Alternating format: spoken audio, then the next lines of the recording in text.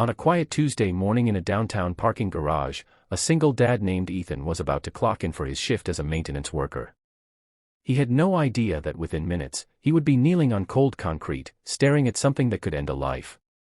He also didn't know that the woman standing by the blue sports car was one of the most powerful CEOs in the city, nor that destiny had tied their lives together in a way neither of them saw coming.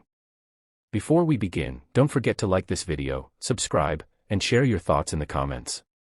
Your support helps us grow the Kindness Diaries community and bring more stories of humanity to light. Now, let's begin.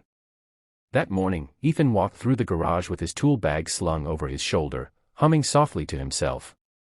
He worked long hours to support his 8-year-old daughter, Lily, who meant everything to him.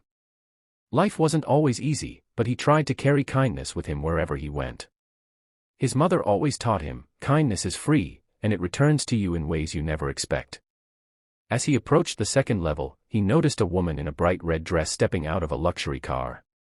She looked stressed, like someone carrying the weight of 100 decisions at once. Ethan didn't recognize her, but she was Grace Hartley, a CEO known throughout the city.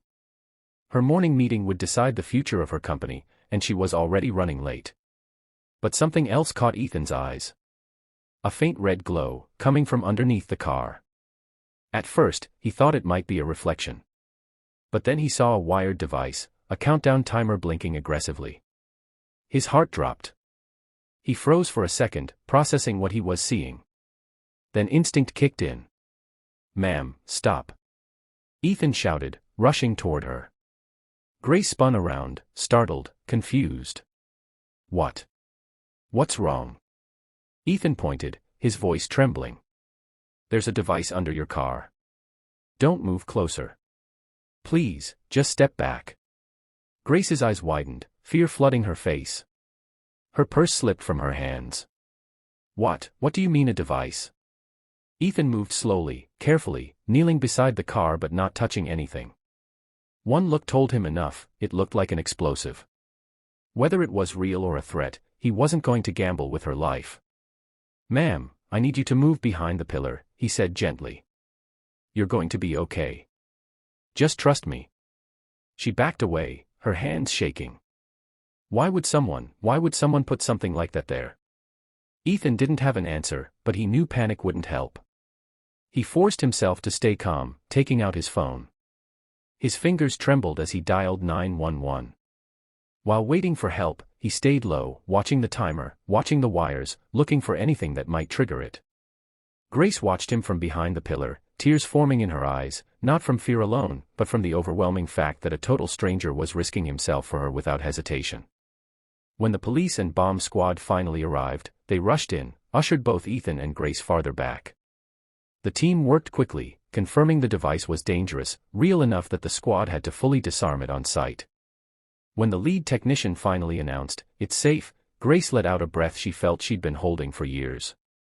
Ethan's knees almost buckled with relief.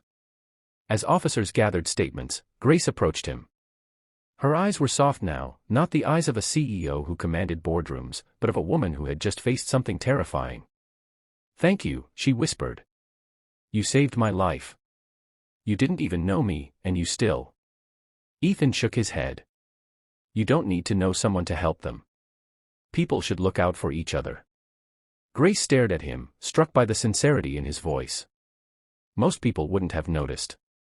And even if they did, they might have run. Ethan gave a tired smile. "Maybe. But I've got a daughter.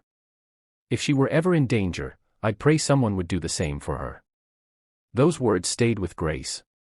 In the following days, an investigation began. It turned out the device had been planted intentionally, someone targeting her company and her personally. But thanks to Ethan, disaster never came. Grace wanted to thank him properly, but she didn't know where he lived. She only knew he worked in the garage. So she returned one afternoon, hoping to find him. She found him fixing a broken exit sign, grease on his hands, his work shirt untucked. He looked up when he heard her heels. "Oh, Miss Hartley," he said awkwardly. "Everything okay?" Grace smiled. "Better than okay. I actually came to see you." He blinked, surprised.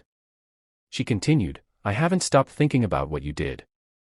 You didn't just help me, you stood between me and something that could have taken my life. Ethan shrugged, embarrassed. Anyone would have done it. No, Grace said softly. Not anyone. You. Then she handed him an envelope. Ethan hesitated, opening it slowly, and nearly dropped it. Inside was a check, enough to change his life. Enough to give Lily opportunities he always dreamed of. I can't accept this, he muttered, overwhelmed. You can, Grace replied, placing a hand over his. And you will. Consider it an investment in the kind of kindness this world needs. Tears burned in Ethan's eyes. For once, he didn't argue. Word of Ethan's bravery spread, but what mattered most wasn't the headlines, it was what Grace and Ethan learned from each other. For Grace, it was a reminder that humanity still existed in a world full of deadlines, pressure, and danger. For Ethan, it was proof that kindness does come back, sometimes in the most unexpected ways. And for Lily, it meant she could look at her dad with pride, knowing he was someone's miracle. In the end, their lives crossed because kindness demanded it. And that one act, one moment of courage, changed everything. Let this story remind us. We don't need wealth, power, or status to save someone. We just need a heart willing to care. Because kindness, real kindness, is the greatest rescue of all.